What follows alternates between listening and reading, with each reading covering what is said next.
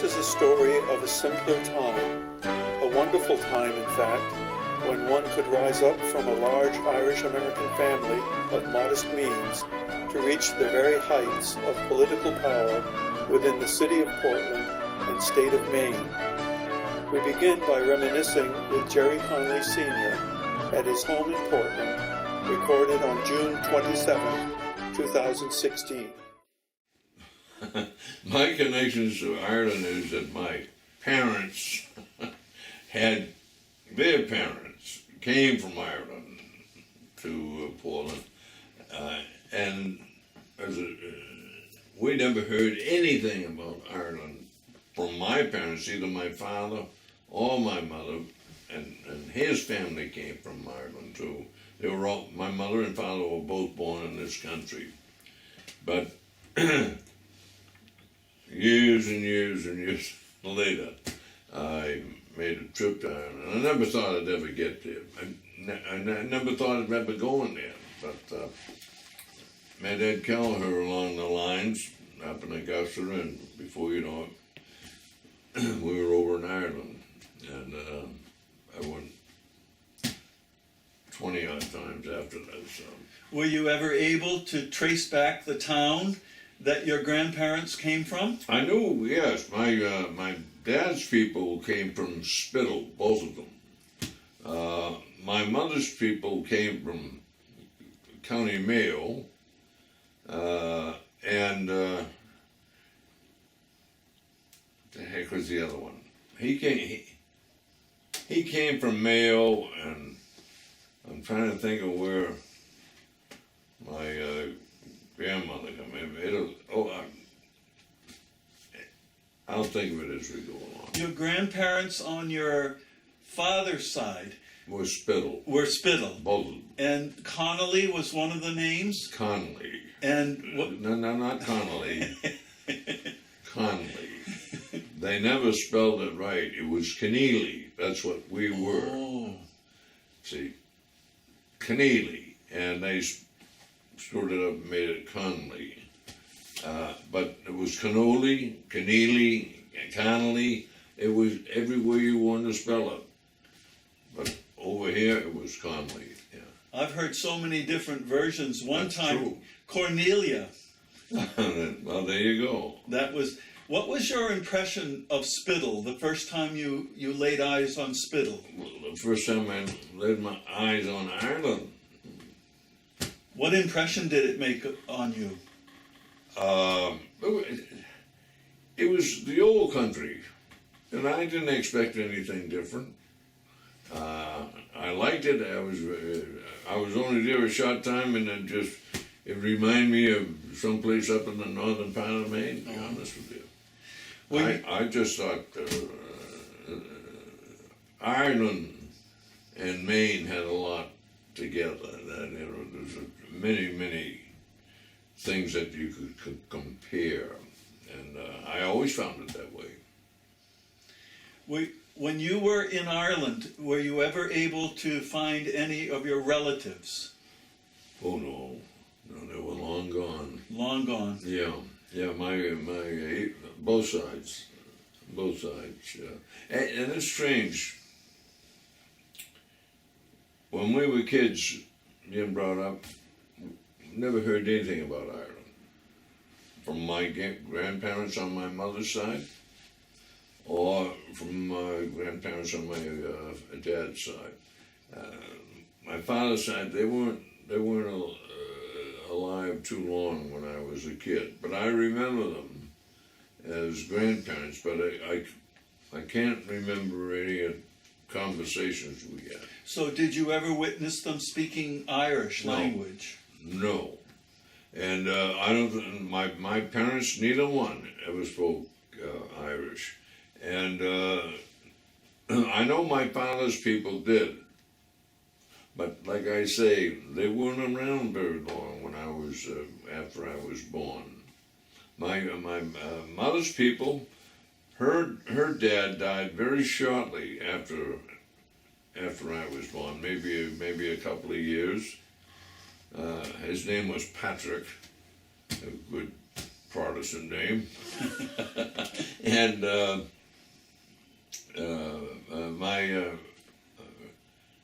my grandmother's name was Bridget, and that was the name I found in Ireland.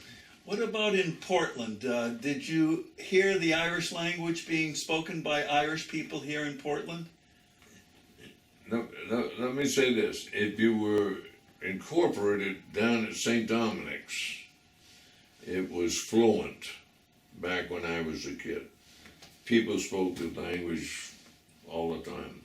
But it went from one generation out the window. That was the end of it. And we never had it. And in fact, my parents never spoke of Ireland because their parents never spoke of Ireland. They were happy to leave Ireland and get here. And they didn't want to know anything about or talk about anything about what they left. But it wasn't nice. It was not nice. So anyway. So you're suggesting that they didn't leave Ireland because they wanted to, they left because they had to? Absolutely. They heard of America and a land of the free and the home of the whatever. And they came here. Yeah. Well, tell me a little bit about the neighborhood that you grew up in Portland, and what was the west end of Portland and St. Dominic's Parish like for you? Well, I didn't hit St. Dominic's. I really originated in St. Pat's. We were out on Powson Street and Mitten Street. Maybe I know my mother and father originally lived on, when they were married, originally lived on Douglas Street, and the town dump was right there on Douglas Street, so we were dump rangers. There were other dump ranges up on the base of Munjoy. Up on Bayside, that's right. Don McWilliams used to talk about that. Oh yes, Don McWilliams, very much. Don was well versed on the Irish in Portland. So how old were you approximately when you moved to the west end of Portland? When you say the west end? The St. Dominic's Parish. Oh, I was married then. We were brought up from the west end. We moved to Atlantic Street, and my grandmother on my mother's side owned a 3-flatter, and we lived on the first floor, and a family by the name of Smith lived on the second floor, and my grandparents lived on the 3rd floor. And we were only there a short time because I recall after we left Atlantic Street, we moved to Payson Street, and we lived right next to Nathan Clifford's school, which was on the corner of Falmouth Street and Payson Street and Dean Street. And our house was situated right on the wall of the schoolyard. And the kids used to play baseball out there. Many a baseball came through my bedroom window. Yeah. Did you ever think of how your life might have been different if you had stayed up on Atlantic Street rather than moving to the West End? Because everybody identifies you with the St. Dominic's Parish. Well, we didn't move off the Munjoy Hill, and I hate to say this, but in my day we called it Munju Hill, because it was mostly Irish and Jewish people on Munjoy Hill. And you had to come down the hill, and then you ran into the Italians. See? And the Italians spread out, Washington Ave, and just a little way up Munjoy Hill. And they were down in back, too, down toward Commercial Street. Do you remember your feelings when you moved to St. Dominic's Parish, and what street did you move to? We didn't move to St. Dominic. we moved to Sacred Heart. We were high and mighty, the upper level, right in Nathan Clifford's schoolyard. We used to go over to Sacred Heart. My mother, God bless her, she used to go to Mass 7 days a week. And rains or shine, she never. And she walked. And there was a fellow by the name of Sumner Bernstein, Eli Bernstein. It was Eddie Bernstein's father, who was a fisherman. And he used to drive his pickup trucks down to the waterfront every morning. And he'd pick my mother up and give her a ride to Sacred Heart and drop her off in front of Sacred Heart. And then he'd go to the waterfront. That was Eddie's dad.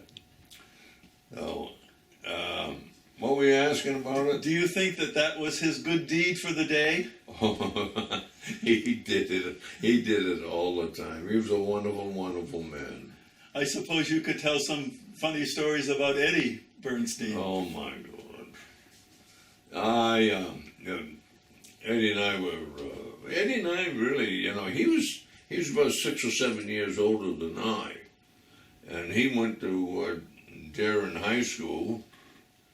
I remember him going to Darren High School with his brother and his sister, but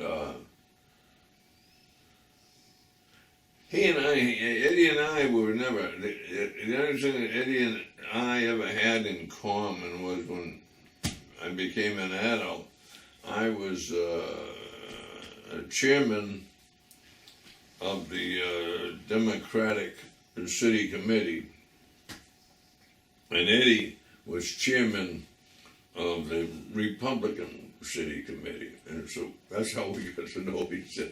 Did you ever hear of the fact that Eddie Bernstein, when he was the city councilor, had a fan club on Cape Cod? I think what they're doing is they're getting Pop Sakarian mixed up. Pop Sakarian was the guy who had the fan club down on Cape Cod.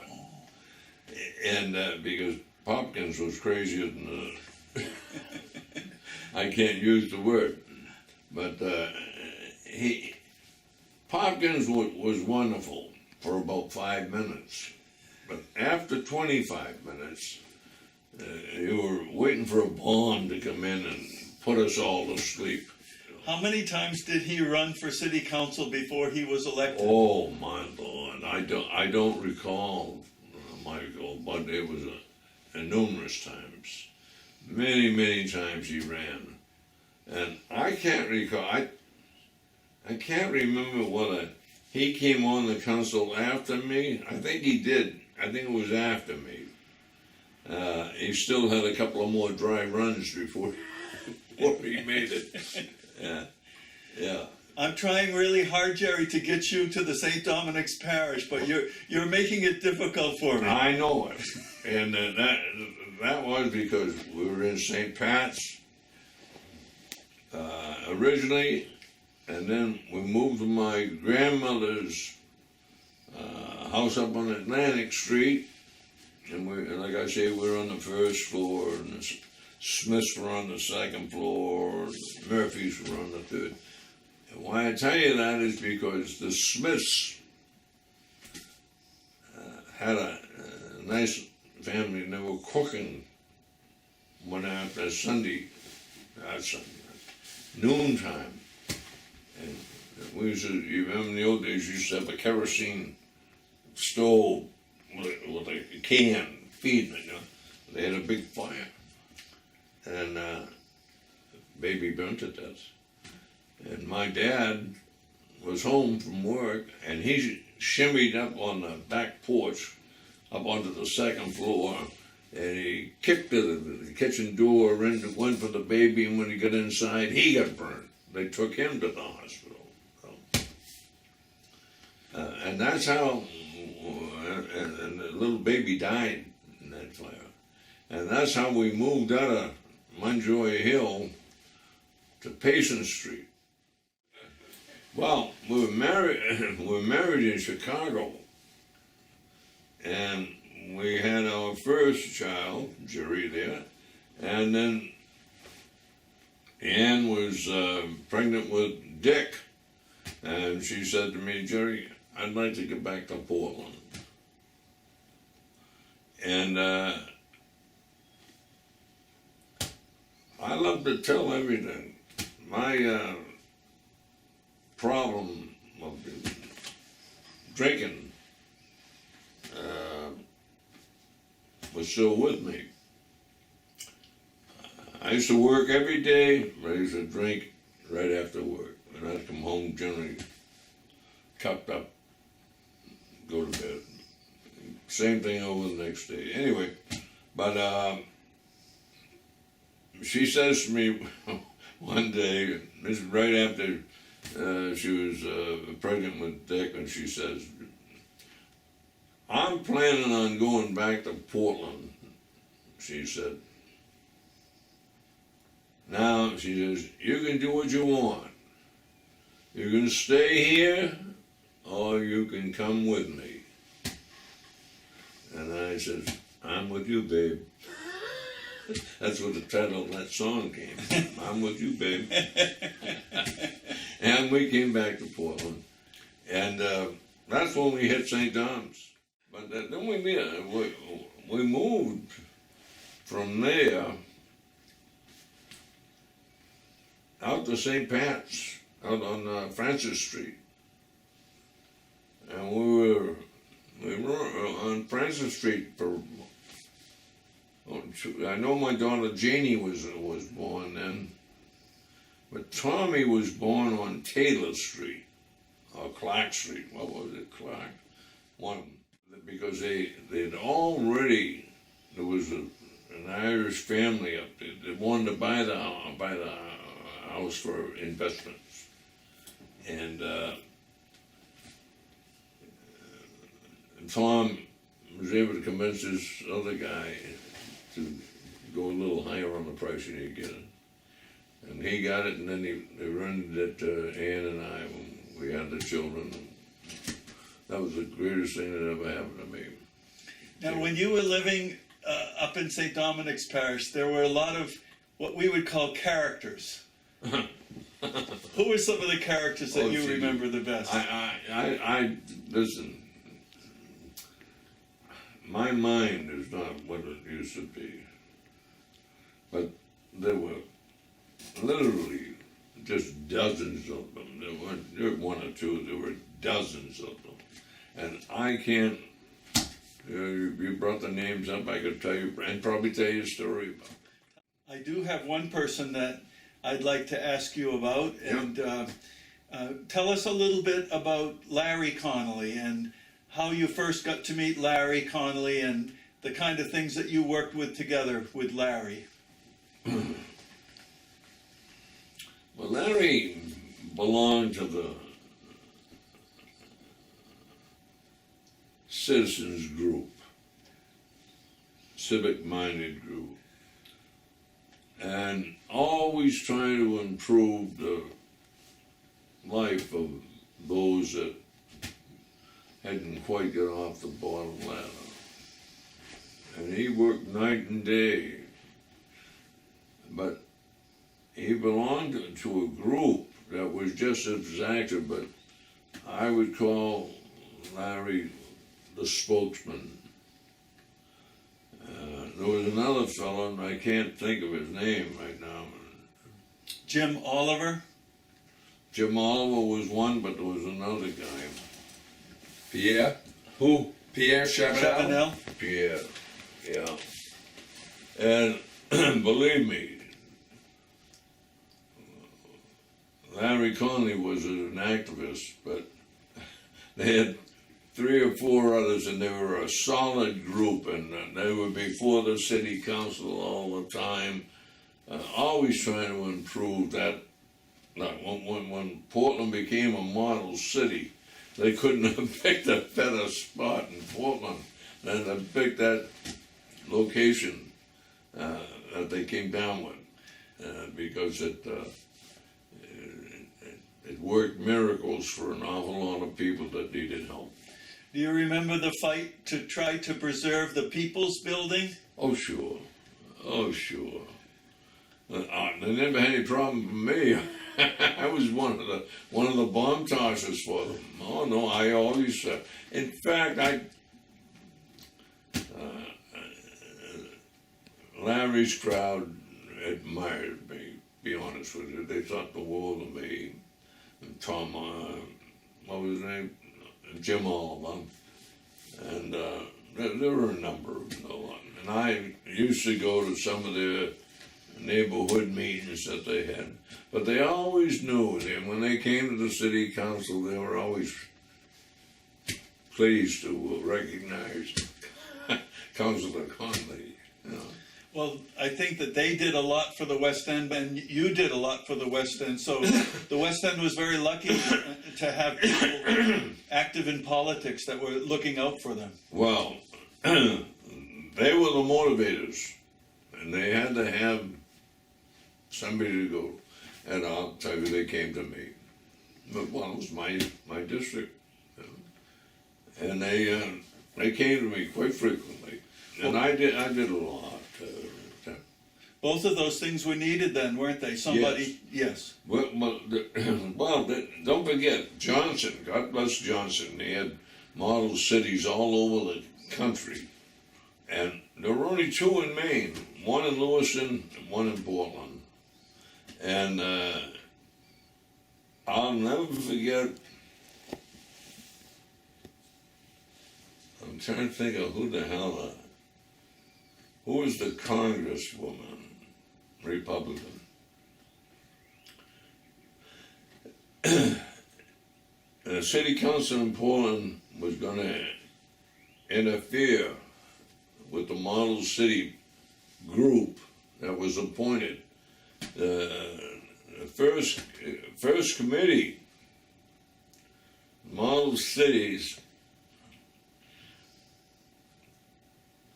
the chairman lived on the corner of Spring Street and what's the street that goes down? Emory, maybe? Emory. And Harold Loring was the mayor of the city at the time, and he named the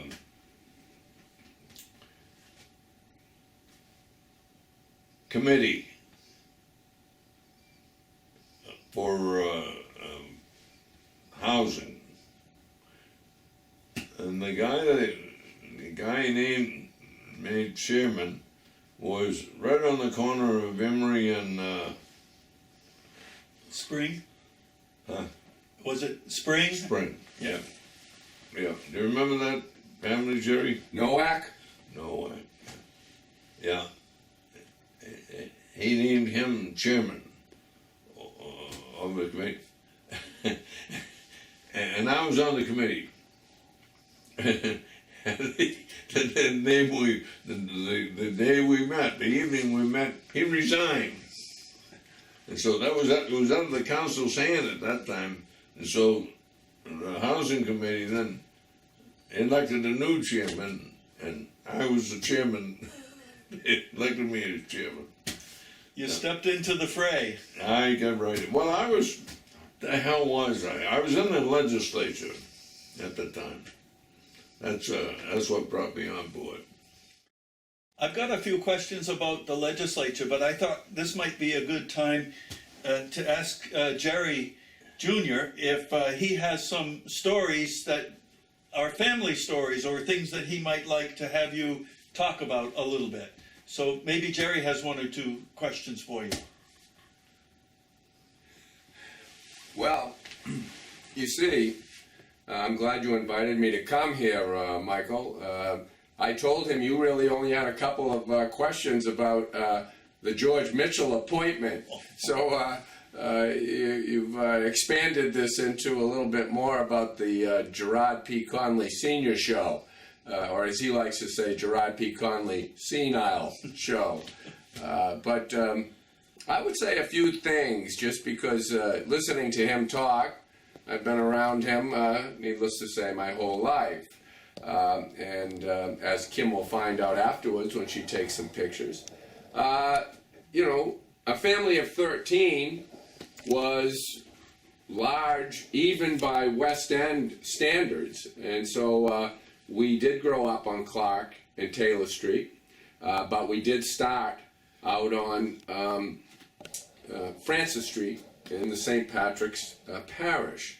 Now, why I bring that up and why it's important is he referenced putting down the bottle, but he probably put the bottle down some 4 years ago. And he put the bottle down, but he picked up politics, all right? So he replaced the bottle with another obsession. And so he started running for office, and I remember this as little Irish children. There were 3, 4 of us maybe out in this flat in St. Patrick's Parish after he returned from Chicago. And the first office he ran for was in 1960. He ran for sheriff, all right, of Cumberland County. And he ran against 3 politicos. And his mantra at the time was, and you have to picture this because you and I were children at this time, was, "The day of the cigar-chomping sheriffs are over." All right, and he's sitting here at a debate with 3 Democratic guys and him who are running for the nomination, and they're all smoking cigars in this smoke-filled room. And so he, through his, of course, he was very active in AA, and people would go around the 26 towns of the county, and they'd say, in those days, the way you ran for office was you had a big box on the top of your car, right, which said Conley for sheriff. I still remember as a car. Here we are, soon to be sometime 13 children, and he had a Volkswagen, all right, one of the first bugs that ever came out. He had one on him, and then there was one on 2 or 3 other cars. Well, they'd say he was everywhere in the county, right, and he was running for office, and he won that nomination. He won. He got slaughtered by the Republican because it was the year of Nixon. But a story, and this will never ever be known to anybody because nobody took pictures at the time, but John F. Kennedy came to town when he was on the ballot in 1960, so he was 59. And he got into the press car and he had the cameras. And so right there where the TV station is on the corner, 6 nowadays, that's where Kennedy held his press conference, and he got in there. And everybody's running around getting sandwiches after the interview with Kennedy, and he's sitting with Kennedy by himself and one other guy. And he says, "Senator, if there was any way that we could help you to win this election, I don't care if I lose myself, we would love to see you become president of the United States." So that's always been a family story from his very first race. And that was the first of many, many races. He lost. He ran again in 62. He lost for sheriff. You imagine him with a gun? Scare anybody. And then finally in 64 is when he ran for the state legislature. And back then it was the big box. And you have all these names of people. And he came in first in the Democratic primary. All right? So that was the very beginning. Out of 18. Wow. 18 in the primary. So he went to the legislature in 64, and Joe Brennan ran in 64, and John Martin ran in 64. And that was the beginning of that triumvirate, which really carried on Maine politics for the next 25 years as 3 very prominent people in the Democratic Party. 68, he ran for the state Senate, all right, and nobody could touch him. In 1970, Joe wanted to become governor. So Joe Brennan talked Ron Kellum, who was in the state Senate, to switch seats. Joe was the DA at the time.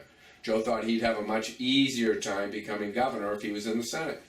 He was supposed to become the minority leader in the Senate for the Democrats, but he stepped aside so that Joe could be the minority leader. And then what happened then was, Joe ran for governor in 74. He remained in the Senate. He We never knew he was our father. He was everywhere with Joe Brennan. All right, he went from one end of the state to the other with Joe, and they became incredibly close friends. And Joe lost that race, but still did an incredibly great job against George Mitchell. And George lost to Longley in '74, and George was so devastated that he never kind of realized that, oh my God, the Democrats have control of the legislature. Maybe I could become Attorney General. Too late. He and Peter Danton already had the Attorney General's jobs sewed up for Joe. Totally sewed up. So, Joe becomes Attorney General. Joe runs again in '78, and a tremendous primary between Phil Merrill, who was friends with him. They were in the Senate together, and Joe. But he ran around the state again with Joe. Joe beat Phil. Then Joe beat Lynn Palmer and became governor. And of course, he's in the Senate, and he does not become Senate president until '82. And in '82, he becomes the Senate president. And so after 14 years in the Senate, he gets to the peak of glory for the Senate and says, I'm resigning at the end of this term. All that work to get the power, and he never really had that much interest in it. So, I thought you were going to ask him about the U.S. Senate race, the U.S. Senate appointment. And, he may have told you before, there were so many people who were after that job. Ken Curtis, right, was after the job. Harold Pachios was after the job. Bill Hathaway was after the job, as my father said. 200,000 people just told him no. Well, how could he get the job for U.S. Senate? And, even Ken Curtis wanted the appointment. So Joe had a lot of pressure on him, and of course, Joe came to him and said, geez, who should I pick out of these guys? And he says, well, what about me? Other than me. I thought I read in the paper where you weren't interested. I says, that was for the papers. I'm talking to you. Now, you're still very close with Joe, and you talk to him on a fairly regular basis? Oh, yeah. We have lunch quite often. Now, looking at it in retrospect, these many years later, and thinking about the things that George Mitchell was able to do for Northern Ireland, Yeah. What's your assessment now of the choice that Joe Brennan made of George Mitchell to be the senator? Was it a very influential choice, and especially having to do with Northern Ireland? Well, I have never ever had a bad word to say about George Mitchell. I've always praised him. I recall that there was one time that George and Joe and I were going down to, I can't remember whether it was a Celtics game. I think it was a Celtics game. And the three of us were in the governor's car together, going to Boston. And I was a little disappointed in George. And I never disliked him. He got elected to be the, what was it? Majority leader? Something in that line. And I said to him, he was with Ted Kennedy and that group, and I says, how come you didn't vote against that tax bill? And I really was out of line. I never should have said that, but I did. And he says, I voted for it because I thought it was important. That was the end of it. And it had passed, and But George and I were always good friends. Oh, even today. We never had any problems with George Mitchell. I think a lot of people were very happy that the first two choices for the Clatta Award were Joe Brennan and Gerard Conley. I think you got them in the wrong order. You think I'm kidding you? I'm talking about the St. Dominic's crowd. So it had to be one from the west. It didn't make any difference with me. One from the west and one from the east? No, St. Dominic's has always been, in my mind, the house of the Irish immigrants. Munjoy Hill, a lot of Irish settled up there. But the bulk, right there at St. Dominic's, that's what, I always call St. Dominic's the mother church of the state, not the one, where's the original one? Up north someplace. But I always said St. Dominic's was, not the cathedral. This should have been the cathedral, St. Dominic. Not St. Patrick's up in Newcastle, but St. Dominic's. Yeah, St. Dominic, that's right. The one Newcastle was with. Yeah, but I said, no, St. Dominic's was the, because that's where they all came. They all came here and located on the peninsula, and the bulk of them at St. Dom's. See, it was difficult for me to get you back to St. Dominic's, but once you're there, you're a very loyal man. I think I'm finished with my questions with one exception. And I'd just like to ask you again, talking about the Maine Irish Heritage Center, the old St. Dominic's Church, what did it mean for you to be chosen to receive the Clatta Award? Well, it was an honor. It was an honor. I was extremely pleased to be considered. And I have that award sitting on my bureau, right in there. If you want to go look at it, yeah. An Irish poet once said that the mark of a person, a mark of a man, he said, is when you can walk around your neighborhood and everyone knows you by your first name. Yeah. And that certainly is the case for both you and for Jerry Jr. Well, more for Jerry Jr. Well, for both of you, really. Yeah. Jerry, I appreciate your time very much today. Oh, Michael, anytime. Here's from Munjoy Hill to St. Dominic's. Well, don't forget I was from Munjoy Hill before I was from St. Dominic's. And it's good you found your way down there. Connolly the long way? No, the short way. And Connolly the wrong way? The right way. And how do you spell Connolly, my name? Well, I don't know how you spell it. Yes, you Double do. N, the way I have it is double N, double L, double cross.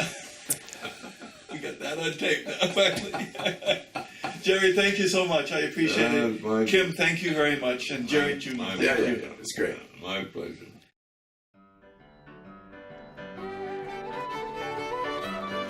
Hit by the famine. More people died in Mayo than any other community. Galway was just second after that. Yeah. But you say Mayo, and then somebody in Ireland will say, God help us, thinking back. Many people starved to death. What's going on? She is going to make you look so good. She's setting up the little camera there. Yeah. And, Well, should I have a jacket on? no, very informal. Really? All right. Yeah, we're quite informal. Yeah. Well, talking to Jerry, you think I needed a tuxedo?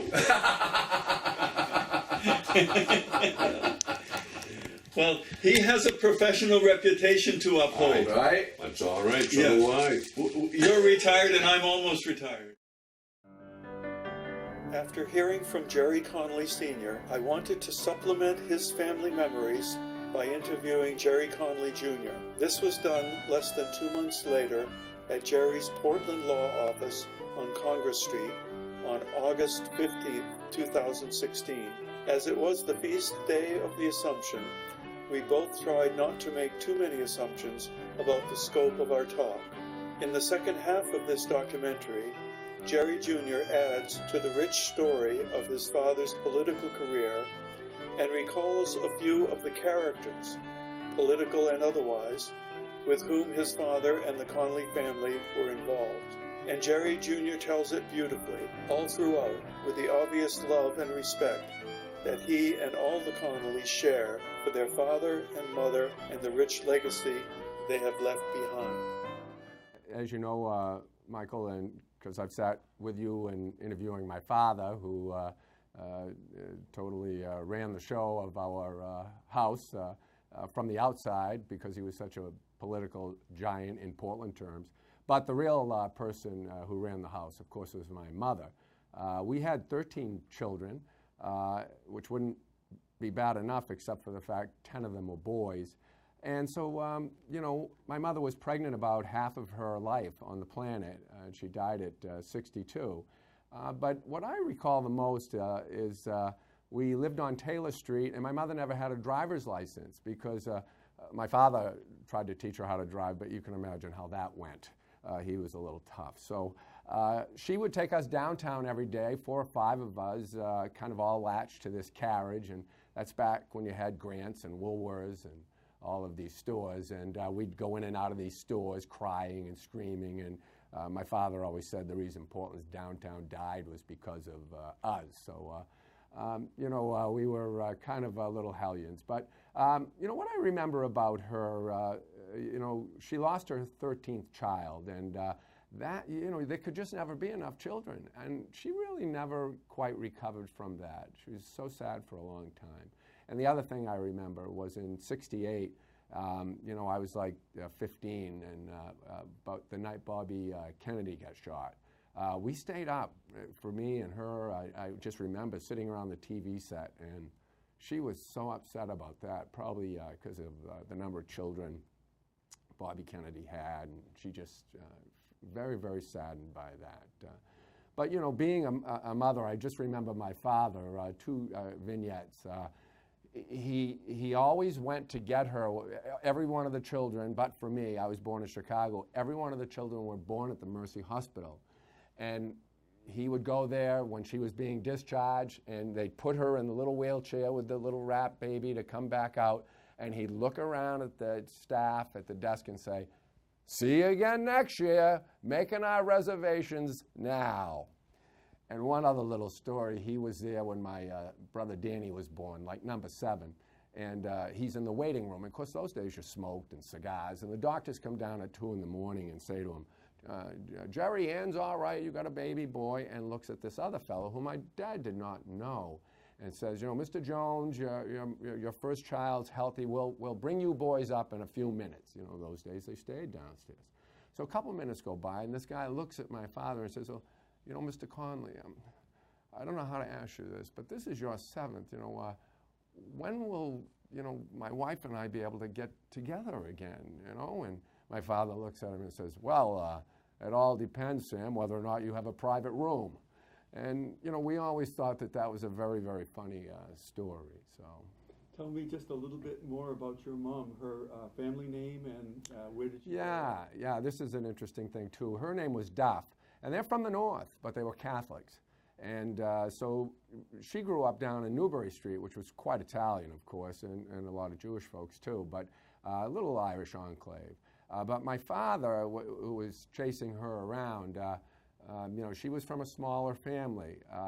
But they saw the likes of him because back in those days he was, let's just say, drinking in his early 20s. And they shipped her out to Chicago trying to get him away from her. And he chased, as he likes to say, her laundry cart out there. And eventually they got married in Chicago and came back here and started this tribe. Did any of your siblings ever kid you about being born outside of Maine? Oh, it's an ongoing, forever joke, how I can never be a Mainer, the same way most folks who, you know, born one day in one state, you come here, you're never going to be part of Maine. There was a longshoreman whose nickname was Chicago. He was a coin, and there were so many coins working that they designated him, because he lived in Chicago for a couple of years, he was Chicago Coin. And there was another fellow named, well, there were so many Michaels, that one of them was Mickey from Lynn, Mickey from Newton Upper Falls, And so that was the way they designated people. I was fortunate not to be part of the Longshore family working down there, because I'm sure I would have been designated as an out-of-towner, out-of-stater. You raised an interesting point there. You said your mom was from the her family was from the north. Were you ever able to trace the townland that either your dad or your mom's people came from in Ireland? You know, we spent, and my father more so than anyone was somewhat obsessed with this. My mother never really cared about finding out where she came from. She really sort of considered herself Irish American, emphasis on American. But they were very poor from the north. We've never gone back to look for her roots. My father spent an awful lot of time in Galway, specifically Spiddal, really right in the parishes and with the parish priests in the cemetery, looking for his relatives. And about all we ever found was Connolly was a town, a little village next door to Spiddal, which had blown down in a hurricane, and the entire town was wiped out. And we're thinking that's probably what happened. All the Conleys, as you probably know, are from the east, and I think we were blacksmiths by trade and training, and then the British drove them to the west, and the rest of it was famine. So we were lucky to be driven to the west, probably. Yeah, right. As beautiful as that is today. Yeah, I ran into a guy from Wexford, and he told me Wexford is kind of the heart of Conley country before they were driven away. Irish language. Any Irish language in your family past, grandparents or anything like that you're aware of? My father's people, he would have been third generation. They never really spoke the language. Now, there were families around who did, but no. And of course, the folks from the north, forbidden. The English language had been dominant for a long time. Right. Last thing about the family, the gender composition of your family. Yeah, that we always claimed that our sisters were spoiled rotten, of course, but there was one bathroom, and we were on a flat, and and as I said at the Irish Heritage Center event the last time we were there, and not to be taken the wrong way, but growing up we were all the boys, 2 or 3 of us to a bed was not strange, and in fact, as I like to say, the only time any of us ever slept alone was after we got married. Okay, let's focus a little bit more now on your dad. And one of the, anybody that knows your dad knows how important his participation in Alcoholics Anonymous has been over the years, and what he has done for hundreds and hundreds of people in Portland. So could you tell us a little bit about the fact that he's now celebrating his 60th year of sobriety, and a little bit about the role that has played in his life and your family's life? Yeah, it's been a huge thing in our family. I mean, he was never a preacher to us. We didn't live under these incredible rules. But as we like to say, half of the 12 children are in AA and the other half ought to be. But, with him, the 60 years, we went to his 60th anniversary at the Woodfords Church, which was a pretty big deal. It's like 300 people at the meeting. And he's a god in that community, as you might imagine. And I still remember he's thanking everybody who's there, and he points to our table and he says, "My family is sitting up back." He says, "You'll note there are 8 of my children at the table, which I'm so glad you could all come here, and I want you all out there to know the other 4 are outside protesting."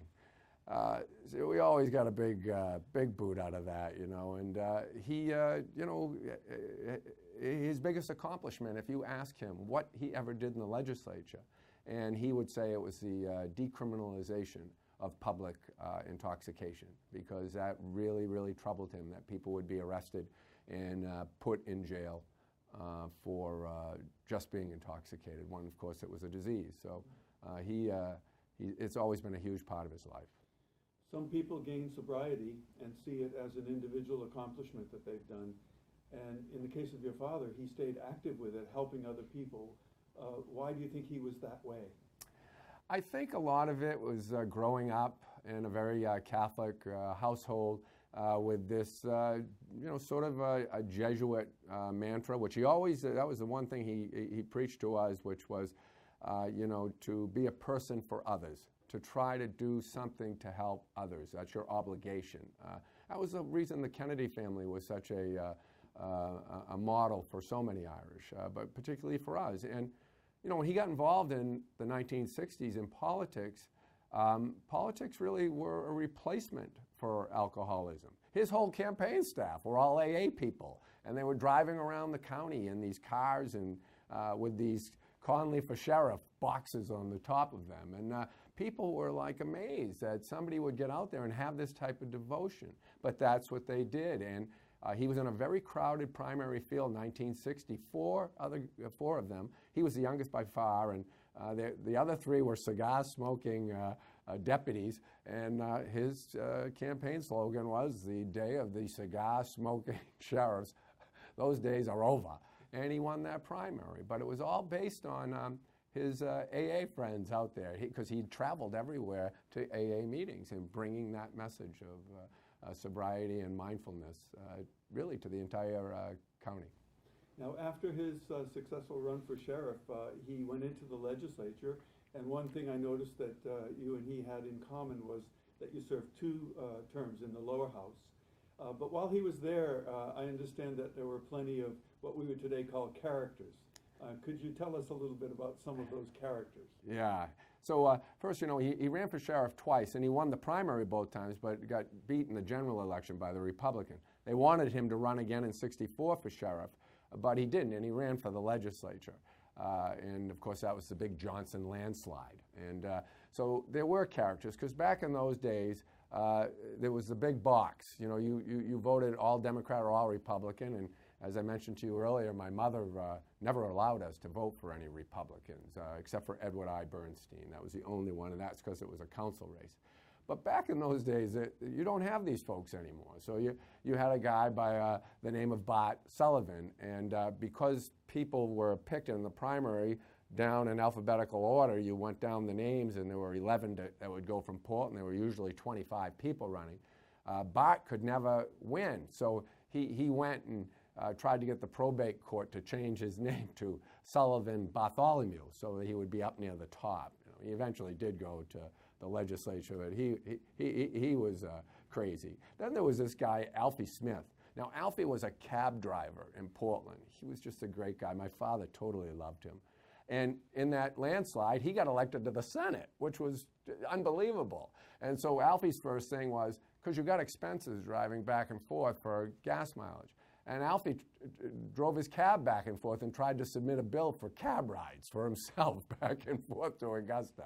My father always tells a story about going to a conference with Alfie up in Orono. And on the way back, it was a big snowstorm, and he and Alfie got into an argument coming down the turnpike, which they often did.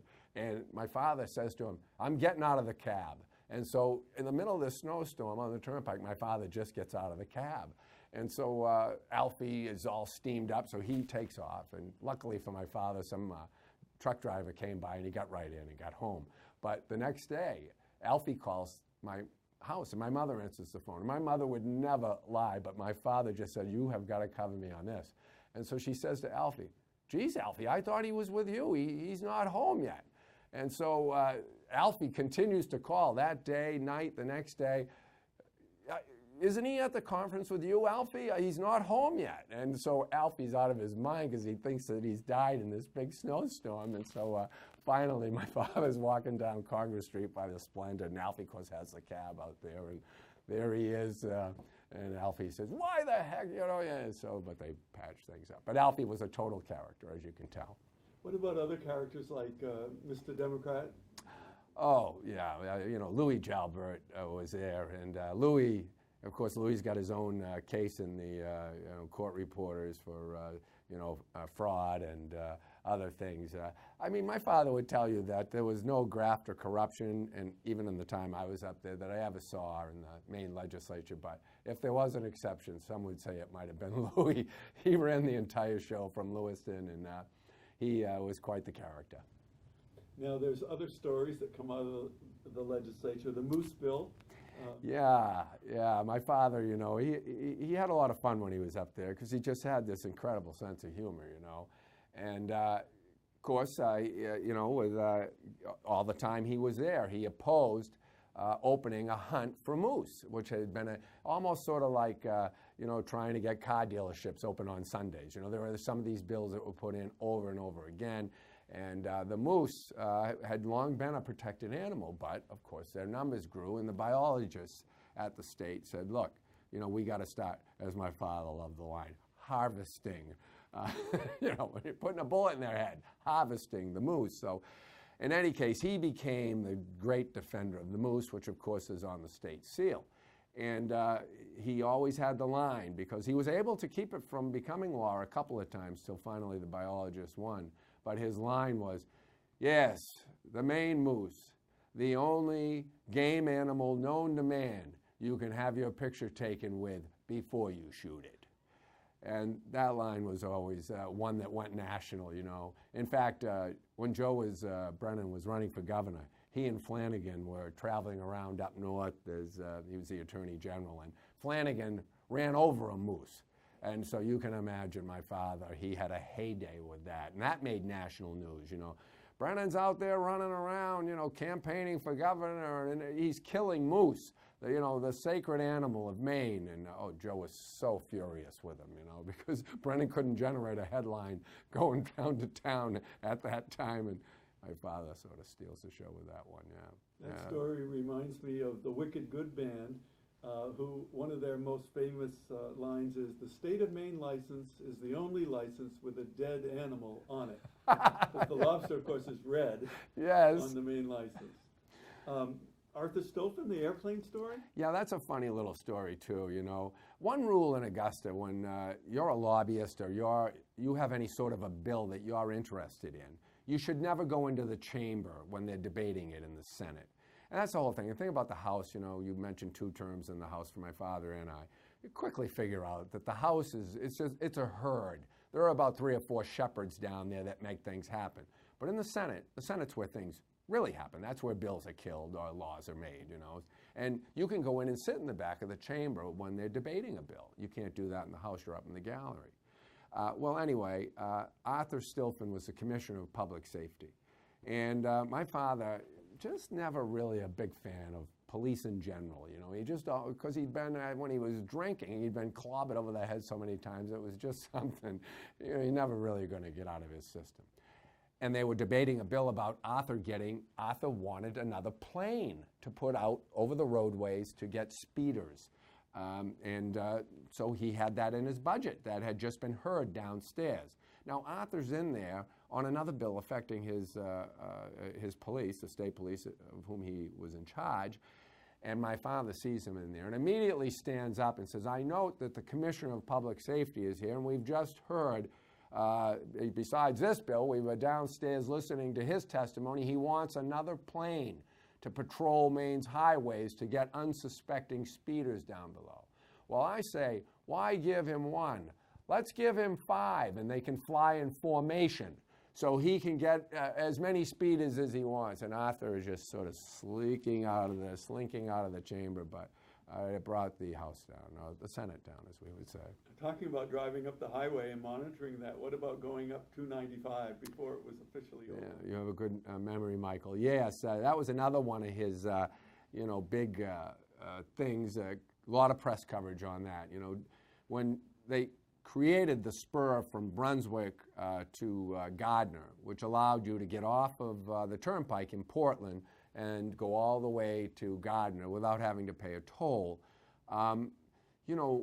The Turnpike Authority didn't really want that piece of road opened until it absolutely had to be opened, particularly in the summertime when they were getting all these tolls from out-of-staters who had to use the turnpike to get to Augusta. And so they were very nervous about it opening. Well, my father, he knew something wasn't right. They kept asking, why isn't it open? And he and Senator Peter Danton, God rest his soul, he and Peter were very, very good friends. And they would go on the road at night, which had these big barricades in front of it and said closed, okay? And so they would go around it and go out, and they claimed to be out there inspecting the road. Well, they would go all the way down to Brunswick. There was no problem. The road was quite ready to be open. And they got caught out there by a state trooper. As did Larry Conley got caught too, because he said, Larry, go check it out. It's really, well, needless to say, that became a big story. And so they immediately said, this road should be open. The public's getting gypped. You know, why not open the road? And had a big press conference on it. And Longley was mad at them. Of course, he didn't want his commissioner embarrassed. But Governor Longley got on that road with his own trooper, and he found out, too, that it was open, and sure enough, soon enough, the road was open. So they were activists in their own right. Well, Jerry, you made a really good segue into the next thing that I'd like to talk with you about. A lot of people who remember Portland, especially the West End, in the 60s and 70s, would remember the People's Building and the Model Cities time. So could you share for us some of your memories or your dad's memories of people such as Larry Conley and Jim Oliver and the People's Building?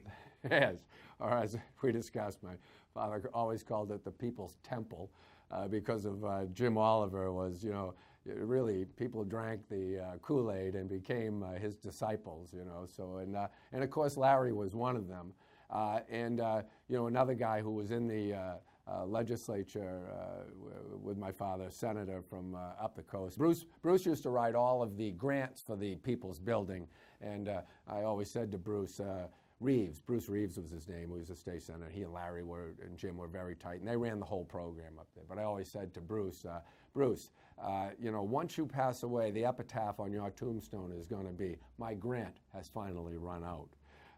You know, they just did tremendous things for the city. My father was on the city council. He was the mayor with 12 kids. They had pictures went across the country of our family.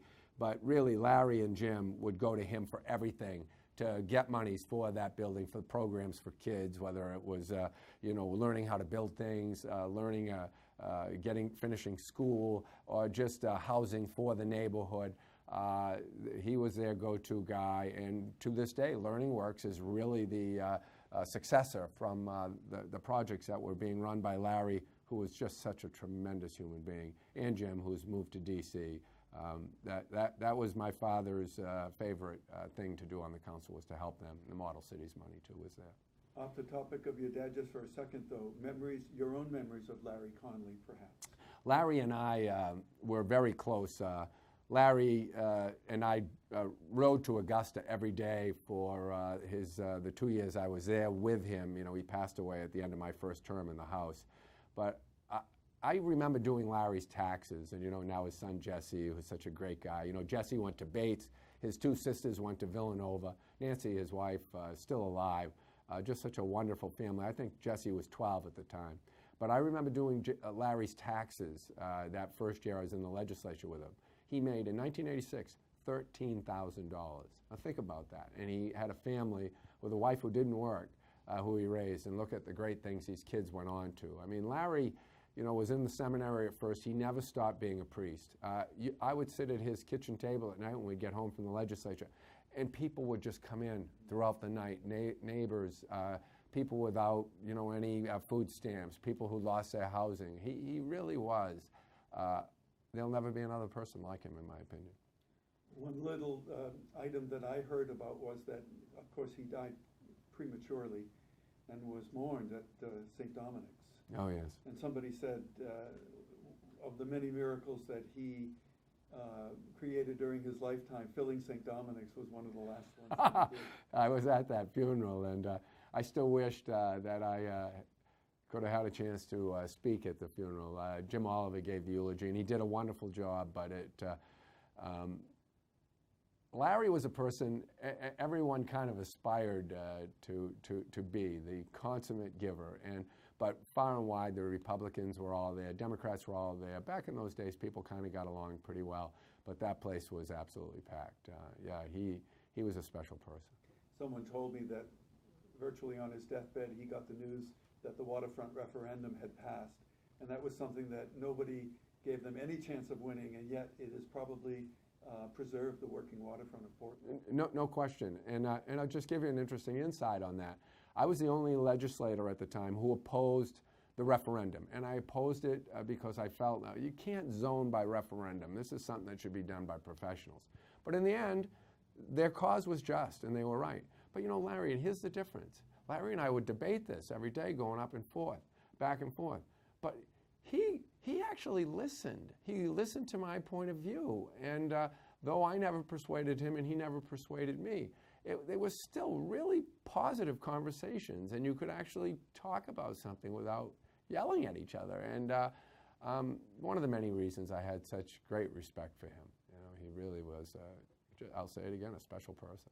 As you're describing that, I'm thinking about the poor relations between Democrats and Republicans today, and I was thinking of the word civil war, and it's an oxymoron a bit, isn't it? But you're describing a relationship, a debate with Larry that really was civil. Yes, I really feel like it was. You know, and things were a little bit different back then anyway. I think there were more civil discussions between the parties and between opposing views, and why things have become so ginned up now, where violence seems to be more and more the answer to everything, and screaming at each other seems to be the way. I'm not exactly sure, but back then, at least from my perspective, you know, Larry in particular was a listener. He was way out on the left, but people loved him in the legislature. He was the go-to guy for all human service programs, all programs involving, you know, AFDC, aid for dependent children with single moms, and he was their savior. Jerry, I'd like to move on to another Irish political icon in the Democratic Party, and the relationship between your dad and Governor Joe Brennan. Yeah, they went into the legislature together in 1964 in the House. Matter of fact, Joe Brennan, my father, and John Martin, all of whom are still alive, and John is still in the legislature. But three icons of the Democratic Party from that era. And Joe and my father were close throughout. You know, it's very, very interesting how, you know, my father never had the education because of the drinking, you know, and but you know, Joe saw in him someone who had some tools, some smarts, some intellect, and my father obviously saw Joe as a person who had great potential. And through some fortune, because as we talked earlier, sometimes failure can lead to great things. And so in 1974, actually started in 1970, my father was going to be the minority leader, but Joe ran for the Senate. He got out of the DA's office because he wanted to run for governor eventually. And my father immediately said to him, "You're going to become the minority leader here." And so Joe became the minority leader in 1970, 72. And then in 74, he ran against George Mitchell for the Democratic gubernatorial nomination. And what happened there? Well, Mitchell was the party favorite. He was the guy Muskie wanted, the guy Curtis wanted.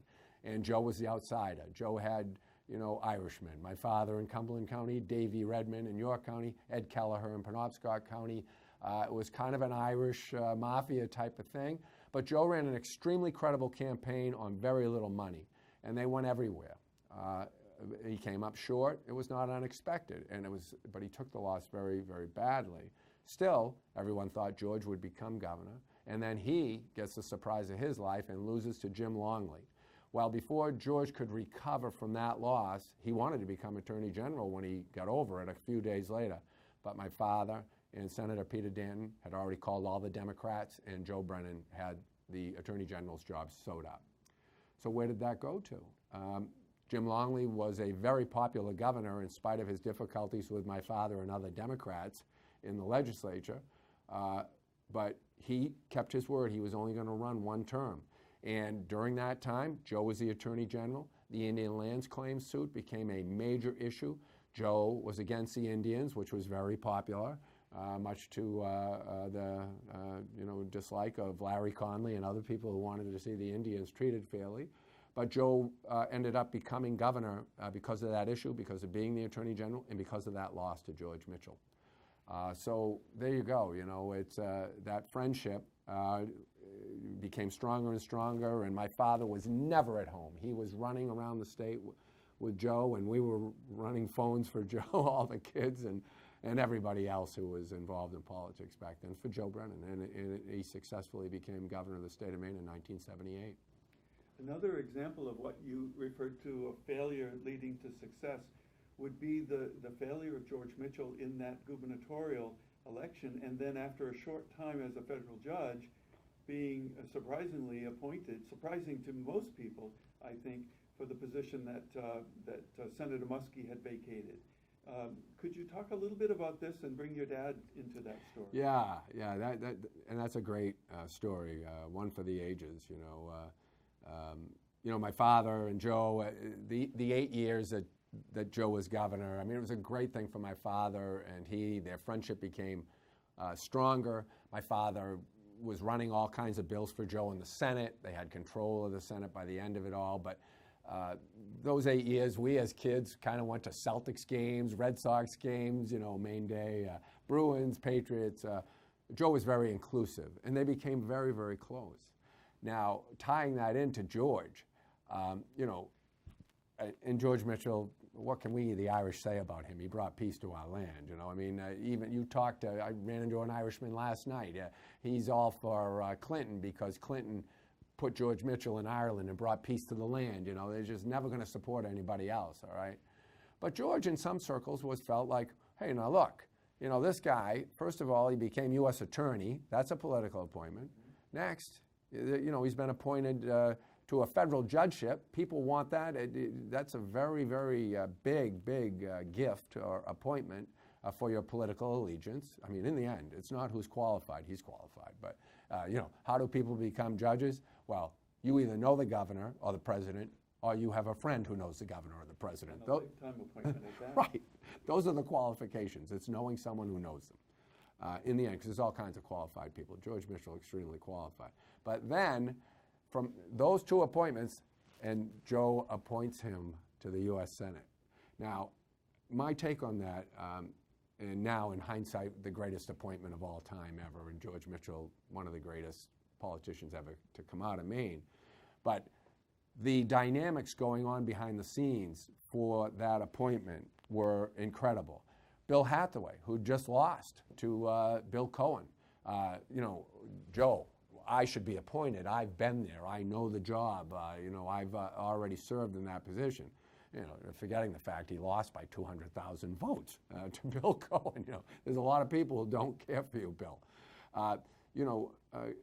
Governor Curtis, who, again, very, very revered. I mean, but for Governor Curtis, we wouldn't have an income tax, which many people don't like, but this state and the fact we have a university system and all the services that we have here is because of that income tax, which passed by one vote, and Ken Curtis won re-election by 400 votes. People were very angry about that. He's a great leader, made Maine what it is, and another one of the great governors of Maine. Wanted that job. Harold Pachios wanted the job. Severin Beliveau wanted the job.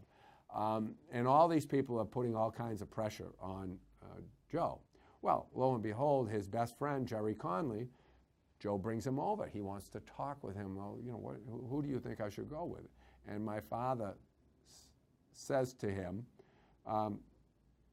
Joe, I think you should put me in that job. You imagine that, putting that pressure on your friend. I think you should put me in the job. And Joe says, you said in the paper yesterday you had no interest in the job. I.e., that's why I brought you over here to help me figure this out. And my father's response was, that's what I told them to cover you, but I'm the best person for the job. It's never fashion to be loyal to those who have been loyal to you. So he really put Joe on the spot, okay? And, this is one of the many reasons why I have such tremendous respect for Joe Brennan. As much as I love my father, he made a very tough decision, which all Joe's decisions were. He, too, one of the greatest governors this state has ever had, because he took the time to deliberate, be considerate about his decision, and George Mitchell turned out to be the greatest appointment. And your dad came around to understand that? Absolutely. That's the one thing about friends, You can be as mad as hell at someone, and I'm never talking to you again, but because of the depth of the love and the friendship, survives everything. Now, recently, George Mitchell published his latest book, The Negotiator, And in that book, the first section I turned to, because I was interested in that appointment, he revealed that Senator Muskie was not promoting Mitchell, rather he was promoting Ken Curtis, to the surprise of many people. I wonder how that affects your thinking about this. Yeah, that, again, is a dynamic of which I became aware after the fact. It's obviously the senators put it out there. In the end, you know, Brennan was always an outsider with Muskie and Curtis, all right, and Mitchell. Mitchell was their pretty boy he was their guy. But Joe was always on the outside with those guys. You know, he supported McCarthy, you know, over Humphrey. I mean, you can imagine how that went over. So there was no love lost politically. Joe probably wouldn't talk about it, but I don't mind, you know, between those guys. So their recommendation, though Joe would listen to it, in the end was not going to carry the day. No, it's going to be what Joe Brennan thought was best for the people of Maine. And George Mitchell turned out to be that person. Thanks for that, Jerry. I think we're about ready to wind up, but your dad is now approaching the silver years of his life, and maybe you could tell us a little bit about his reflections on this as he approaches his 86th year. Yeah, he's had a great run, and we're you know, happy he's still with us. As he likes to say, I'm not 68, I'm 86. But, you know, he went on after the state senate to be on the Unemployment Insurance Commission, to be on the Maine Turnpike Authority, was elected to the probate court, and there are lots of funny stories for each and every one of those little chapters in his life. But a life well lived, you know, really well lived. We are so fortunate to have had him for so long. He would have died an early death if he'd stayed on the bottle with 2 kids instead of 13. So I can't imagine what an honor it is for you to be a junior to such a senior. It has. I've often said on that Turnpike building, I'm going to go out there and chip off the senior so it'll be in my name, since they named it after him out there. But yeah, it's just been great. He gave us all the opportunity to go out and become contributing members in our own right, and for that we'll always appreciate everything he's done for us. Thank you, Jerry, for sharing all these memories of your dad. Appreciate it, Michael. Great to do it.